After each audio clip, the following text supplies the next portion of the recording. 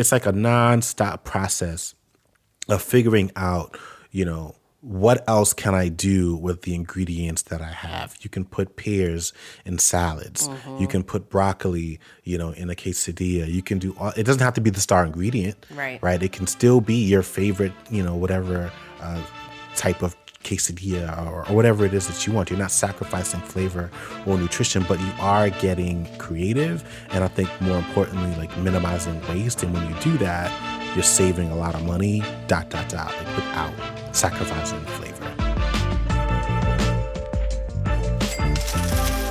Welcome to the Rich and Regular podcast presented by Success, where we explore life at the intersection of money. I'm Kirsten. And I'm Julian. And first, we want to wish you a very happy new year. Welcome to 2022, y'all. We want to kick off the year the right way, talking about one of our favorite subjects. No, not money. We are talking about food. Food, our favorite 4-letter word. Yeah. Second favorite. Nah, we'll say first. Yes, it's certainly something you could do all day. Yes. Food. Talk about food, I mean. Yes, food. Oh. Wow. Welcome to 2022. I just didn't want anybody to be confused. Listen. Go ahead. They've already lost track. Hopefully we can reel them back in. We are talking about food. It is one of our favorite subjects. It is certainly one of my favorite subjects. I know we've alluded to it in previous podcast episodes. I can probably assure you on 50, maybe 75% of every episode I make some type of food reference. It's just who I am. It's the way that I think. So this shouldn't be that bad because I'll actually be focused on the subject. Yes. Yeah. And, food is one of the big expenses. It's one of the top 3 or the big 3 as people call them. Yeah, the big 3. It's so a reference to the big 3, if you're new to our podcast, and really not our podcast, but personal finance as a whole, the big 3 is really a reference to the big 3 expenses that most Americans have. Those big 3 expenses are typically in order of what eats up the most sort of share of wallet would be housing. Second would be transportation, and third would be food. We're going to kind of skip the first 2 and really dive into the third one. Maybe we'll go back and do the first and second in a later podcast. I mean, I just feel like a lot of people assume that we always talk about food because you used to be a former chef and because I like to eat. Yeah. But the reality is there actually is plenty of financial content on real estate and housing. Correct. There's plenty of financial content on cars and automobiles, and there isn't as much about the routines and the habits that people have with their food, despite the fact that you always have to eat. Yes. Even when you pay off your mortgage or pay off your car note, you still got to eat. It is a forever expense. Yes. And we've always kind of jokingly called it our secret weapon because it is. I mean, literally anytime I'm in a pinch or we're in a pinch and we're thinking of ways to save money, my mind always sort of goes immediately to menu planning because I know that's a great sort of first step that we know that we can figure out a good balance between saving money without sacrificing our nutrition or health needs or just in wanting to enjoy ourselves and eat better. It's actually our first round of defense from using the emergency fund. Sure. I had a $600 tire mishap last month. You did. And instead of immediately going to the place where we go when we have unexpected expenses, it's all right, well, what can we shave from, the eat out budget? What can we shave from the grocery budget to make sure that we, don't dip where we shouldn't dip? Absolutely. And I think even today, though we're not in our big debt payoff days or even big hyper investment days. We're kind of just enjoying life and kind of taking it as it comes. I mean, food and cooking at home is something that, I always feel good about doing because it's not only better for us compared to dining out in terms of spending and nutrition. It's the most affordable option for our family. And so we look forward to it. And we're certainly looking forward to talking about it today on our podcast to kick off the new year. We're going to share some tips and some pointers for our listeners out there because I think to your point, there really isn't a lot out there. That was one of the reasons why we really, not just this podcast, but started talking about it years ago because it was why is nobody talking about this? But we then realized it's because they can't. Right? You can actually find books and information about it, but it's really difficult to find a chef who's also willing to have these kinds of detailed conversations about budgeting or how to save money. So here I am, and I'm here to sort of crack open all of my experiences and share as much as I can within the 30 minutes that this podcast Luckily, allows. it's good timing because it's also the first week of the new year. And I know a lot of people have food related goals as a part of their resolutions, Right. whether it's cooking more at home or even just being more conscious of nutrition and healthy choices. The way that I've seen most people jump right into their goal is by either doing a bunch of meal prep. So Yeah. you've seen it on Instagram, like the rows and rows and rows of the same chicken and like asparagus. Broccoli. and Right. So brown they either rice. do like a ton of meal prep or they look at a bunch of recipes. Yeah. Like just start pinning all the recipes. And you actually have strong takes about both of those actions. I do. But I think the hottest take that you have and the one that you share with another acclaimed chef, David Chang, is that people don't actually need recipes. That's correct. So can you talk more about why you say that? Because Yeah. I was a non-believer. I definitely believed I needed recipes. Yeah. So shout out to David Chang. I think we heard this on his latest series on Hulu. Yeah. I think it's called The Next Thing You Eat or something like that. And I was like, oh my gosh, we really are like in tune Yeah, that's your- or in lockstep in that's terms your of the brother way from that he another thinks. mother. I can't wait to meet him. I hope that I get a chance to meet him. If any of our listeners know David Chang, please don't hesitate. I don't know him. Broker the intro. Yeah, just hook us up. But I'll say this, as a former culinary professional, I can tell you that recipes by and large are helpful for people who are looking to replicate very specific dishes. But the goal, I think, for most people, and certainly for the average cook or the person that's just looking to get out of debt, the goal, I think, should be to liberate yourself from recipes altogether. So I think it was 2019, we actually wrote in self-published our first book, which is called Eat Better on a Budget. You can buy that at any point. And it was pretty fun, by the way. Like, I really enjoyed that entire experience. But in it, one of the things that I say is that recipes can tell you what to make, but they don't teach you how to cook. And I think that is 100% true. So, for example, just the other day, I was making homemade ice cream, which, you know, I realized I do this like right around this time of the year. Like Always. we're at home, and I was like, I just started going crazy with the ice cream machine.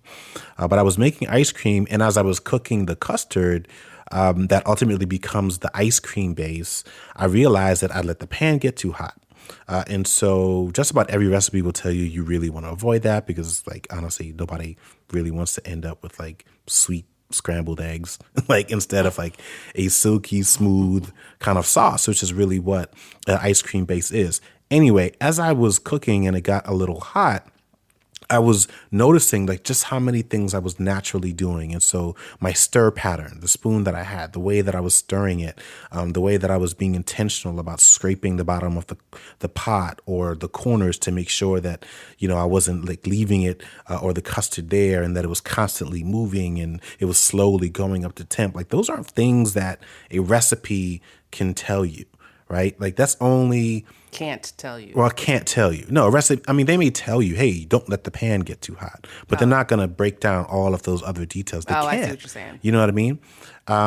Only experience teaches you that. And I think that's what ultimately makes you a good cook. So a recipe is a great starting point if you really want to try to replicate something and get started. But over time, your job really should be to sort of free yourself from them. And that's why in our book, we literally don't provide any recipes, even though a bunch of people ask for it because, one, I'm a little stubborn about that. But, you know, I felt that if we were to offer recipes, we'd kind of be undermining one of the core points of the book, which is that, hey, you really don't need them. And not to mention, there are tons of recipes out there. I can give you a recipe. It really doesn't mean that you're going to end up with the same result or a result that you're even pleased with. Yeah, it reminds me of the people who spend a disproportionate amount of time and energy on tracking their spending and managing the budget. Yeah. Like when something as simple as pay yourself first takes care of most financial goals because it simplifies the choices that you have after that. If you pay yourself first, then that means you simply can spend what you have left. Right. There's no need to categorize, upload, shift money, go to an ATM, refill envelopes, none of that. You're just following the overall guideline. Yeah. So anyway, today's episode is really about addressing that tension between wanting to eat well and still be on a budget. Yeah. Like you mentioned in our book, we created the our ebook, we created this resource that offers suggestions and real solutions to allow people to really solve some of the challenges they face when they're cooking at home. And our goal was to make people more confident and motivated as home cooks while they were achieving their financial goals. Yeah, yeah. So it's really important. Until this day, like I'm genuinely shocked, like that, like not enough people are talking about this, which also makes me pat ourselves on the back a little bit. It's like, hey, we kind of solved a unique problem.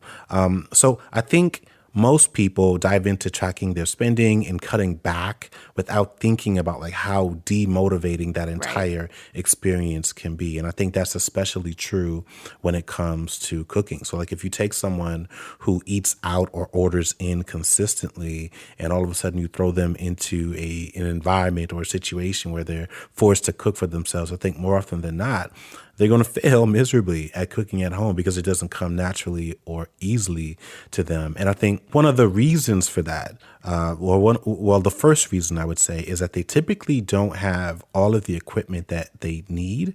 They haven't like developed any degree of confidence in their cooking skills and or any familiarity with the foods that they're preparing. And I think part of the reason is that they're so overly focused on saving money and cooking to save money, but not really focused on cooking for the purposes of the food tasting good. And as a result, it's like a one-way ticket to beating themselves up, because they had this goal, they set out to cook more to save money. They don't enjoy what they're doing, but they're either forcing themselves to eat what they don't enjoy, or they just sort of give up altogether and then they go back to their old practices. And then the cycle just repeats itself. It's like, all right, here I am. I tried this thing. It didn't work. I'm going to give up on that. And I'm going to explore other areas of my budget.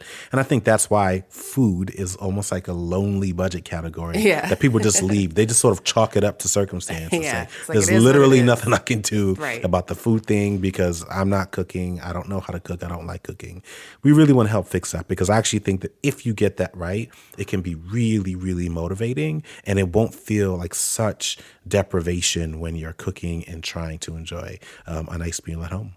All right. So I want to jump right into a couple of the tips from the book for anyone who may be out there, looking to save money on food this year. And the first one is not exactly intuitive because it has nothing to do with food and everything to do with your kitchen, particularly kitchen storage, because in the book you say that kitchen storage is the one thing that most people get totally wrong.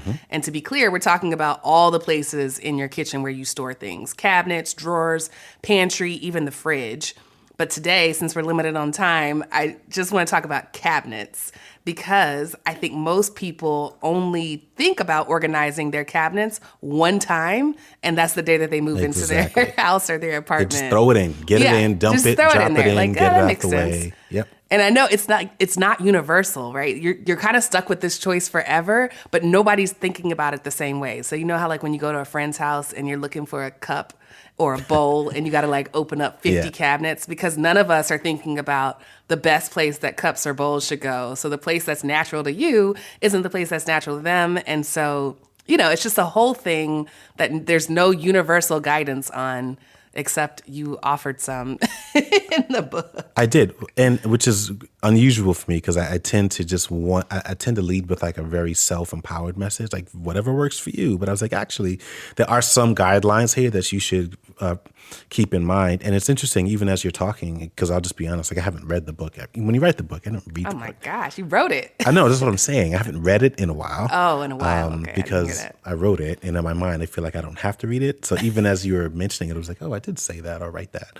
I was awakened a little bit, but you're right. That's absolutely, and I still stand by that. That is literally the first thing I think anyone should start out doing. If you're looking to save money, jump into the kitchen, learn how to cook, your first steps actually shouldn't be to start cooking. It should be to organize your kitchen. And in fact, before you even start organizing, I would say the first thing you likely need to do is throw away all the crap that you brought into this process. Purge. Organize. Yeah, I would say actually purge, then organize. Purge, then organize. Exactly. So like I advise most people to get rid of all of the stuff that they just don't use, like the fridge, cupboards, freezer, pantry, all of that stuff. That way, as you're sort of venturing into this new world, you're not surrounding yourself with clutter from like previous years or gifts from people or just things, people buy Yeah. stuff for your kitchen that you don't even use. Just get rid of that stuff. Like this is the command center. And I think we wrote that in the book. The kitchen is the command center of your home. So the job should be really about making it clean and efficient. And we even talk about cleaning too, because like that can be very demotivating. It's like start with cleaning, start with purging, then start with organizing and getting all those other things in there. That's really going to give you that fresh start that I think a lot of people need in order to start cooking. And there are a number of reasons for that. The first one is that you avoid frustration from not being able to find things or for things just being out of order. I think one of the things that people don't realize is where they put their tools or their plates or their glasses. Like it really matters. This is making me think of there was an early episode of Insecure, if I'm not mistaken, where Issa moved into, what was the guy's name? Moved into one of the guys' apartment, Daniel's apartment, and he came home and she'd completely rearranged his kitchen, and he had no idea where the cups were. I'm sure there was a logic behind it, but or maybe that was literally just her being weird or awkward. But insecure is the word. Well, there you go. But I think there's a lot of value in that. And the reason for that is because when you don't really know where things are, like you're just naturally zigzagging back and forth. Mm-hmm. And honestly, it's like steps. If you put like a Fitbit on or an Apple Watch or something like that, and you track like how long or how many steps you took when your kitchen was disorganized versus when it is, you'll see a drastic difference because you know exactly where things are, and cooking becomes much more intuitive, much more muscle memory. So that's why I say organizing first, making sure that you're clear on where everything is before you jump in. The second reason, though, is really specific to your spice rack. And I think one of the other things that I recommend here is creating 2 sections for your spice rack. And so most people that I know, it's like all of the spices are just like crammed into one basket, or it's like just one giant cupboard. There's no real order or something like that. My mom's like that. What you really should do, and what I really recommend people doing, is being mindful of what you use on a regular basis. So if you use basil, oregano, rosemary, paprika, all of the things that you use more often, move all of those things down. Mm-hmm. Move them down or closer to you. That should be on the bottom shelf of your cupboard or wherever you put it, or to the front of a cabinet, something like that. And put all the things that you don't use, either bring them all together in a basket or just push them to the back or push them further up in the cabinet. Even if they're out of reach, it doesn't matter. But what that does is it makes you just be able to open up that cabinet or that shelf, grab what you need, and you're in and out. Even if at the end of the day you're saving 5 or 10 minutes, like to save 5 or 10 minutes to cook dinner is a huge relief, I think, for most people, especially for the parents out there. So that's just a couple of tips I would say around why it's so important to organize first. It's not really about flavor or food. It's just about minimizing frustration, because like if you're new to cooking, like that's really what this is about. It's about keeping you on the track, which I think starts with removing all the things that sort of push you off the track. Yes. And while you're in there organizing your spice rack, make sure that you check the expiration date, because spices do expire. I know. Even the dry ones. I know. So if your food's been tasting a little bland, it's likely because you've been using the same seasoning since 2009. Well, I put it in there. And I was like, yeah. It's like 2004. Or you're over salting your food because you can't taste the salt that's already in your Lowry's or whatever your preferred seasoning is. If your child is older than your black pepper, it's time. It's time to replace it. It's time to replace it. My grandma used to say older than black pepper. Oh, really? Yes. That's how you know. Black pepper, for one, in that little McCormick red and white, or maybe you got the Great Value 10. Just go ahead and upgrade that. Now, I know a lot of people have trouble with kitchen storage and organization because they have a gadget problem. Yes. And when I say a lot of people... You mean you? I mean me. Of the past me. I used to buy every kitchen appliance and gadget on the market. I remember when I was moving out of my apartment into Julian's house when we got engaged, He was just like, how do you have food processors, pancake griddles, grill pans? I had slicers, All an the instant things. pot, a crock pot, a juicer, and a blender. I mean, I had it all. So you have another hot take here on appliances. What are your thoughts on appliances and how they should be stored, especially when space is like limited in the kitchen? Yeah, I probably have more than one hot take on appliances. But I think the one that you're referring to, or the most controversial one, is that like most of them are just complete trash. Like most appliances, or they're novelty products, is what I should say. They're things Single use. that solve very, very specific Very problems. specific problems. Like you just like the idea of putting chili on. It's like the baby industry. Like when you first have a kid, Exactly. there are like very There's- specific pacifiers that you can freeze with water. And There's like, nose pickers for boys. Yeah. Like Right. so specific. Like I get it, but like you really don't need. You just need, a tissue. you know. But I will also say, like for example, like not only are most of them completely useless or just like so narrowly focused that they don't solve any other real need. Like some of them are just like ridiculously expensive, and I'll call one out in particular, and I'm probably sure we're gonna upset someone on this podcast, but like the Vitamix blender is it's like a status symbol. It's and I think for most people, if all you're making is smoothies, like you don't need you don't need a Vitamix. A Vitamix. Like a Vitamix is the Mercedes Benz of blenders. It's like the an upper tier luxury. You don't need a luxury blender. Nobody really needs a luxury I see blender. why people get frustrated because you buy the cheap blender for a long time and then you realize that it's limiting.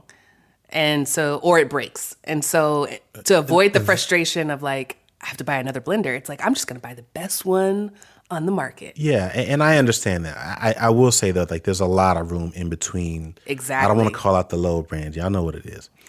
I don't want to. There's a lot of room Mid-grade brands in between exist. the Hamilton Beach blender and The Black Friday blender. yes, the Black Friday blender is what I should have said, and like the Rolls Royce of blenders, the Right. Vitamix. Like we used to use a Vitamix at the Ritz Carlton. I used to cook at the yeah. Ritz Carlton. It's good enough for the Ritz. For years, right? good enough for me. And we use it for like 6 different things, right? So that actually makes sense. It's like a Mercedes motor in that thing. Like it's ridiculous. So anyway, nobody needs that. Just get a simple blender. And even in our guide, we give some instructions, some guidance around how to pick a decent blender. The next one though, or my next hot take on appliances, and this is the other one, and gosh, I get this question at least 50 times a year, and I always say the same thing, but it's around cooking pan sets. Oh, Most like the people, 45-piece which one stainless do I steel get? What do you think set? about this brand? And because they're so expensive, and Oh, they it's come the in wedding these registry set. giant boxes. Yeah. People see it as an investment, Oh, like yeah. it's gonna last forever. And it was like, yeah, I mean, it's metal, right? So like, yes, it's gonna pretty much last forever. I get it, but I don't think, It's very specific. Like there are like 8 saute pans in that thing. dude, there's 4 so different much. pots. Till this day, I've never met anyone who actually uses. You don't even have that many burners, Right. first of all. Like, so you don't need the 16-piece set with all the different colors. Like, And no when I was one needs moving that. out of my college dorm, I had a big set. It's super. Yeah, it's like because you just never know, right? Yes. And I understand. But why I only people use 2 get of it. them pans regularly. But I can tell you what I think most people need are a handful and duplicates of the pots and pans that they use most. That makes so you sense. need a couple big pots. You need what you need is 2 big pots, 2 medium-sized pots, and maybe 2 2 little pans. pans for eggs. That's it. Yeah. That's all you really need. You can make little things and big things, and you can make that work. But what you don't need is the medium size, the super tiny one that fits The inside one with the the handles small, and without the the one handles. without the handle. And it's like you don't need all of that stuff because it all goes back to the first one that we were saying. It just adds to the clutter. Like Yes. let's just be honest. You end up using only 3 of the 16, and everything else just takes up space. And then you get frustrated because you're like, man, I don't have enough space to put any of my stuff. So those are some of my hot takes when it comes to like appliances and things like that. It's really just about buying smarter, making better purchasing decisions, but really focusing on usage and minimization. Okay, but what about the block of knives? Is that like the pan set? It is the exact same thing with the pan But it set. comes in with a little scissor in the People middle. love the scissor. It's got 8 six steak knives, a slightly larger one that's a paring knife. You've got a smaller version Comes of in with a a chef's built-in knife. sharpener. It's so ridiculous. And it's also like not very sanitary because unless you're like purposely making sure that you're drying that knife before you're putting Put it it in the in wood. the thing, because it just sits there. That wood gets there. It builds up like mold and that sort of thing. But you never see it because you can't clean inside Right. the block. So I really wouldn't recommend that. They have other knife storage tools that people could use. But yeah, I'm glad you mentioned that because that's another one that I get asked a Yeah, lot. you really only need 2 or 3 types of knives. That's right? it. You Yeah. literally just need, in my opinion, a chef's knife, one that's comfortable for you, a serrated knife, which is like or a bread knife, and then I would say a paring knife. Okay. That's pretty much all you need. The other 10 that come with the set and the wooden block, you probably can just avoid. And even if you don't want the block, you can actually get a knife guard. It's like a clip that you put on this end of the blade, so you can put that in a drawer without also then taking up counter space with a Yes. giant block that just sits there and gets dusty. Yes.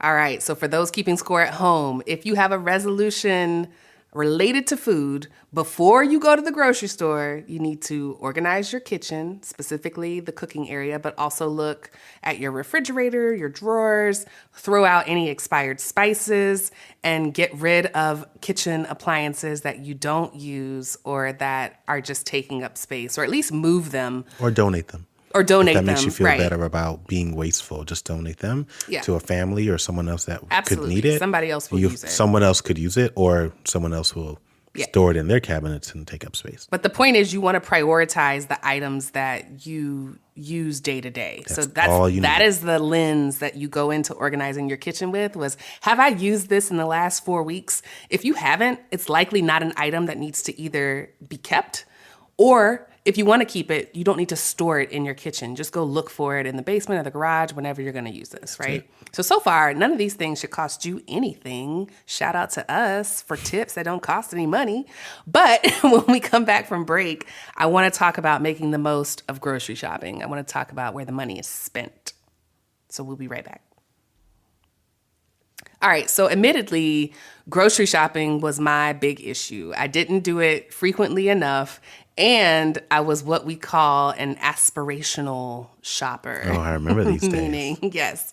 Meaning I bought single-use ingredients, and I only attempted the prettiest and, the recipes that required a lot of technique. Like, I didn't know it at the time because most recipes don't come with a beginner, intermediate, advanced kind of label. Right. But once you would see what I was trying to make, you would explain that, like, when you add cream to a sauce or you put egg in a batter, it requires a special treatment to not make it just be eggy or what's the word for cream? Like congealed or whatever. Yeah. Curdled.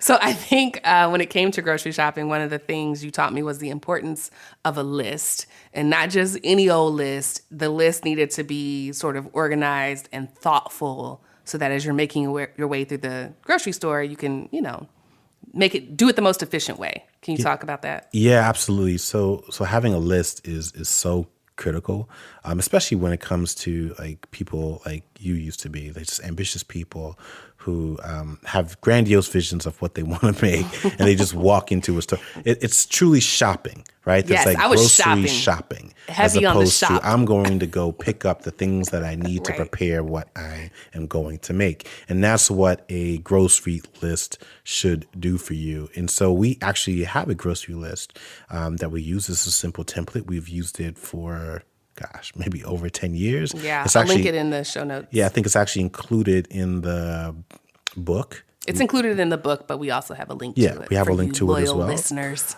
And so it's a simple list that you can print out, and it's broken up in 6 sections, I believe. One is fresh produce, the other is dry goods, then there's frozen section, then there's meat and seafood, bulk, and then dairy. But I think what's actually the most important part of the list is what's directly below where you would write all of the items that you wanted to pick up in the store. And that's where your menu would go. So what is it that you're having for breakfast, lunch, dinner? And then I even included a section for snacks. So for example, if I'm planning on eating like a vegetable pasta, quesadillas, and like oatmeal, I would add all of those things, all of the things that I would need to make those items above on the list, but I would always have this point of reference below so that when I'm in the store, I would know. And basically the idea is that the list should be a reflection of what it is that you're making. You're not just picking things up for the sake of picking them up. You're picking it up because you need it to make the things that you wrote below.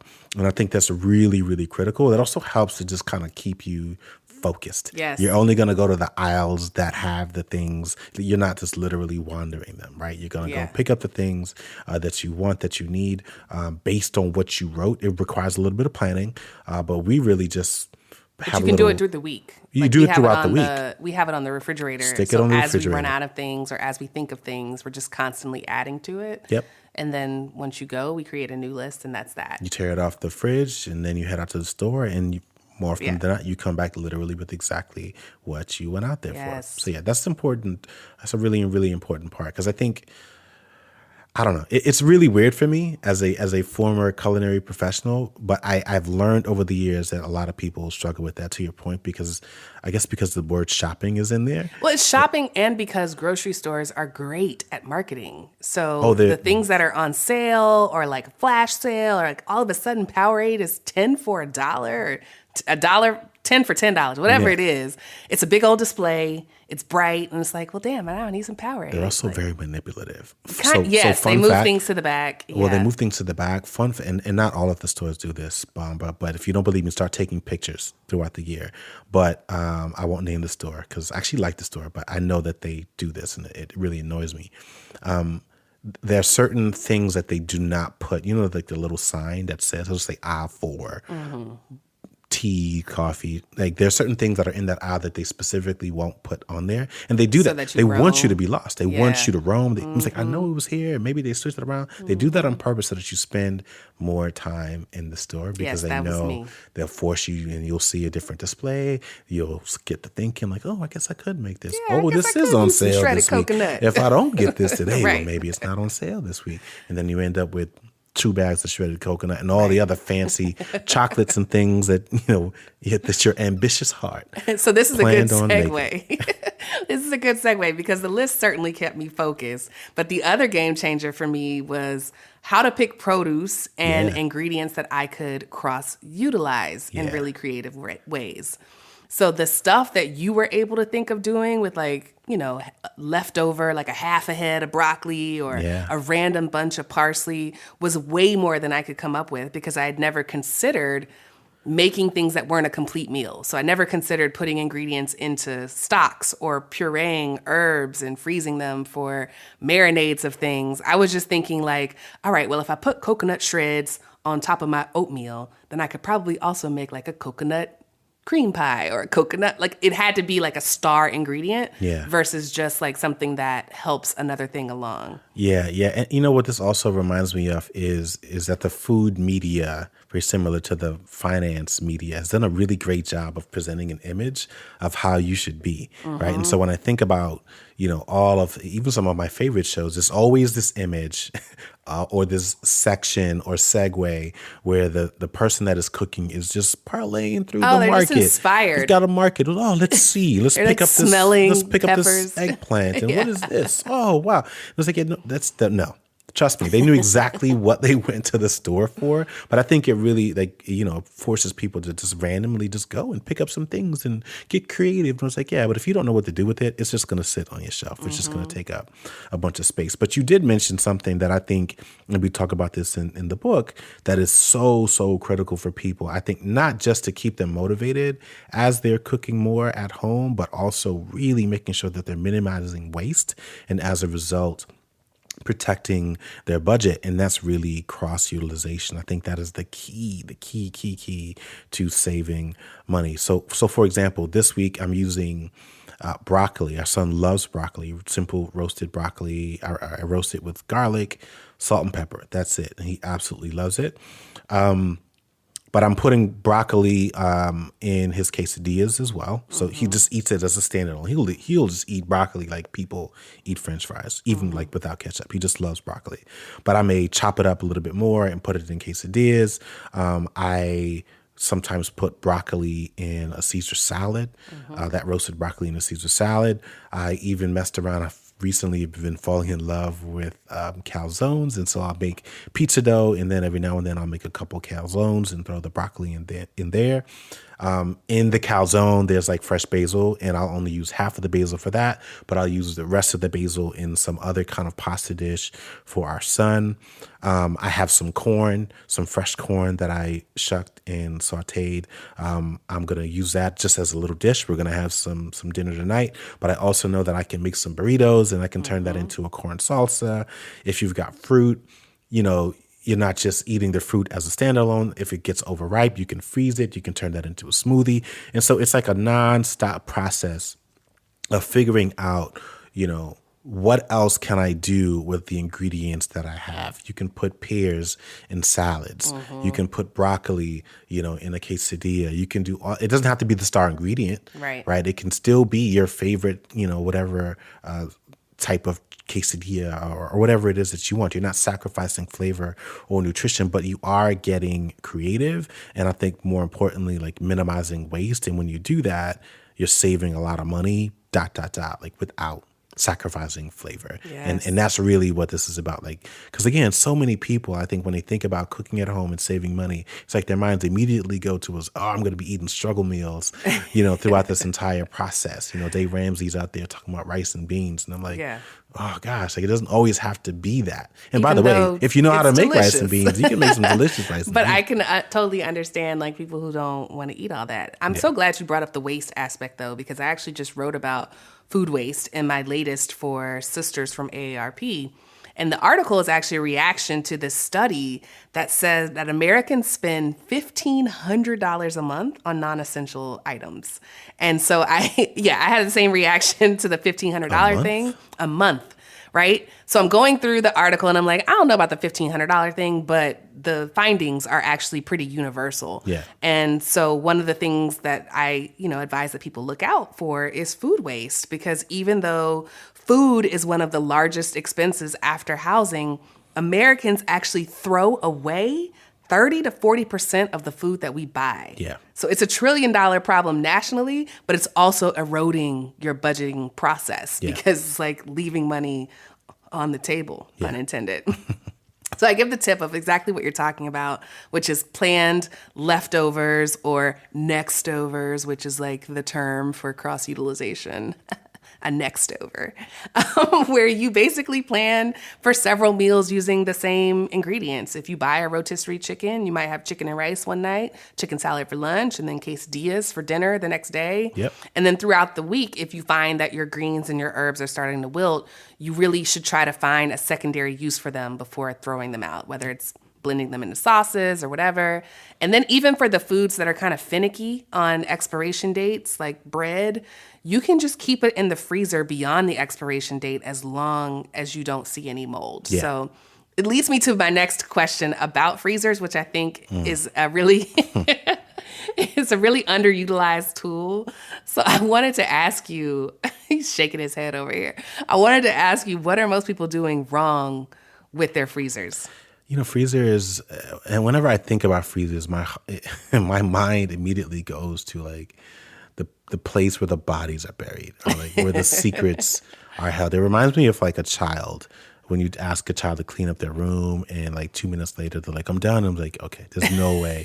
But literally, all they did was just take all their stuff and like dump it in the closet or shove it under the bed. That's how most, I think, adults treat their freezer. They pat themselves on the back and was like, I'm not wasteful. I put it in the freezer. And I'm like, okay, but like, is there a plan to actually take it out? Or is it just thaw it or de-thaw it? Yeah, it's just thaw. I'm thinking of defrost. You think of defrost. Yeah. But yeah, it's like, That's how I think most people treat a freezer. It's just like a place where they hide all of their waste. Yes. Yeah, it's like pre-waste. Right. So it's another place that you want to make sure you hit up when you're doing your organizing, because if you decide to cook extra in a week, or maybe you spend extra money on like some bulk meat purchases and there's leftover from your Instant Pot, you don't have to, like Instagram shows you, put all of that in plastic and try and eat it over the next 15 days. Right. You can take half of it and freeze it for later, for those weeks that you don't feel like cooking, but you need to have room for it, and you need to have a process and a system for knowing that it's in there.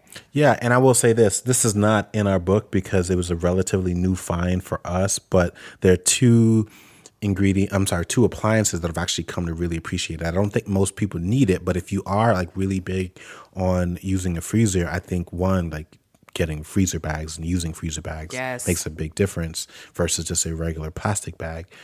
But a food saver, which is like a vacuum sealed appliance, those things are amazing. And then to sort of take that to the next level is a sous vide machine. Oh, yeah. So shout out to our friend. She knows who she is, a Purple Life. She's a huge advocate of the sous vide machine.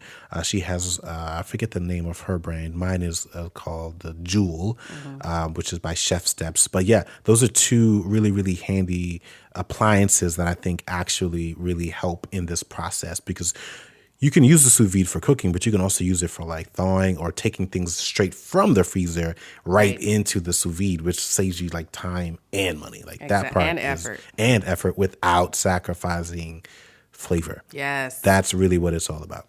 All right. So I'll link to all of that in the show notes if you're interested in what sous vide we have.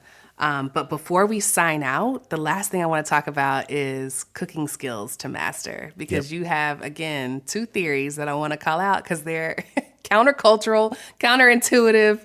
But the first one is that you only need to know a handful of ways to cook food. Yeah. And that handful offers the widest range of possibilities for anybody. So in the book, we cover 6 of them: knife skills, sauteing, pan roasting, stewing, braising, and blanching. But you also have this theory that when people say they don't like vegetables, it's usually because they haven't had them prepared correctly. They haven't been cooked correctly.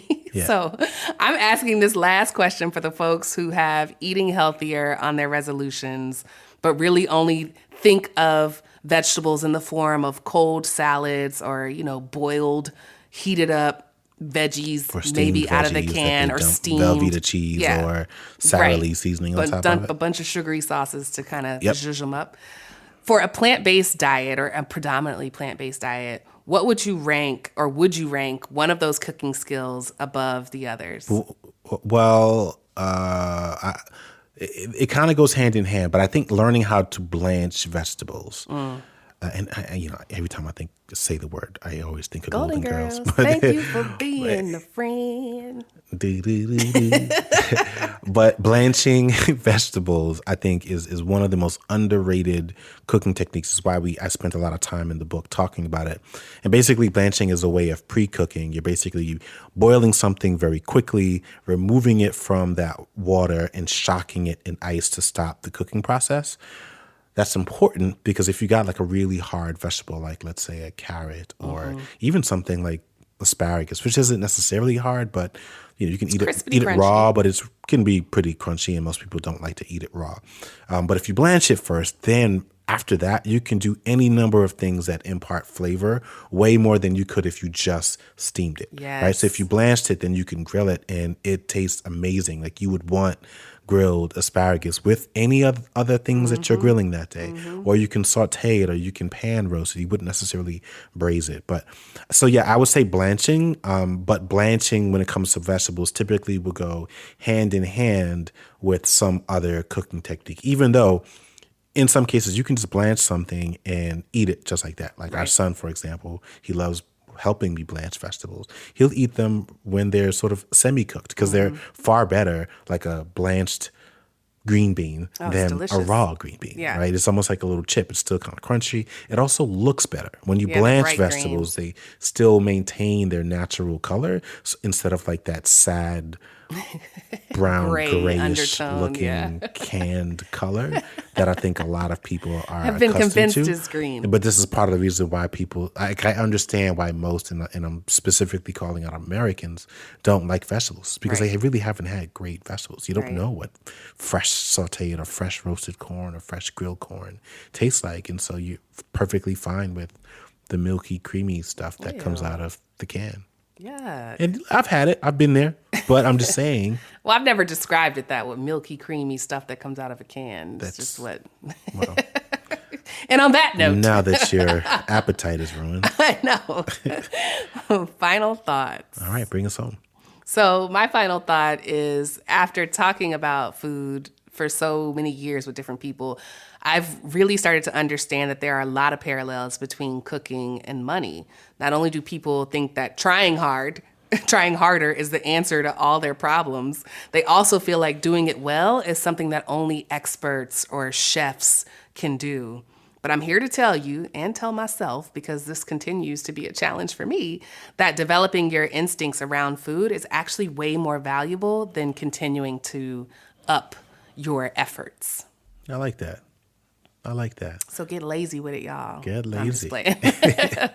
All right. So my final thought is that food television, food entertainment is just that. It's entertainment.